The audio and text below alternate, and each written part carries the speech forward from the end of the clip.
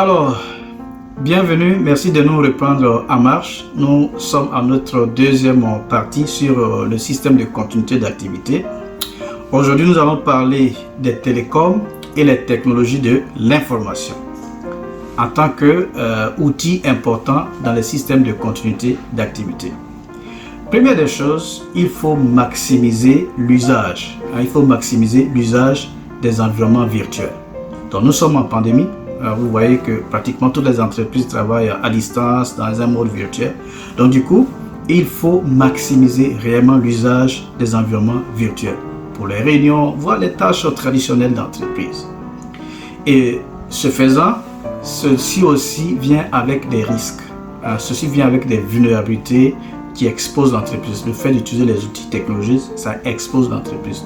Donc il faut en être conscient et prendre les mesures nécessaires pour pouvoir les juguler. Autrement, ce qui apparaît comme un effet bénéfique, un effet efficace, utile pour le fonctionnement de l'entreprise, peut au final s'avérer quelque chose de dommageable pour l'entreprise. Donc, tenez compte des menaces que la technologie renferme, notamment dans leur utilisation. Les entreprises aussi doivent pouvoir investir suffisamment dans les fonctions et surtout les outils informatiques et télécoms dans le cadre d'un système de continuité d'activité. Parce que c'est des choses qui évoluent très vite. La technologie évolue très vite. Il y a des nouvelles versions et si vous n'investissez pas pour vous mettre à jour, très vite vous serez dépassé et vous allez voir que ceci ne vous servira pas réellement dans le cadre de vos systèmes de continuité d'activité. Et il faut aussi communiquer sur l'usage de ces outils-là et même former vos employés sur l'usage de ces outils. Autrement, ça ne sert réellement à rien. Quelle est l'importance de la chaîne d'approvisionnement dans un système de continuité d'activité? Quelle est l'importance? Alors, il faut absolument revoir toute la chaîne d'approvisionnement dans le cadre d'un système de continuité d'activité. Parce que lorsque survient une catastrophe, surtout quand elle est de type mondial, parfois les fournisseurs au bout de l'autre côté du monde peuvent ne pas être à même de vous satisfaire, de vous fournir la matière première, sur l'intrant qui vous permet de pouvoir réaliser votre activité. Donc il est bien de mettre à plat toute la chaîne d'approvisionnement et voir les fournisseurs clés et chercher possiblement des fournisseurs alternatifs, surtout localement, pour pouvoir minimiser l'effet des fournisseurs sur la vie de l'entreprise dans le cadre d'un système de continuité. Il faut aussi revoir les fournisseurs critiques. Quels sont les fournisseurs critiques? Donc je crois que j'ai déjà mentionné cela. Revoir la liste des fournisseurs critiques et éventuellement voir s'il y a des solutions alternatives.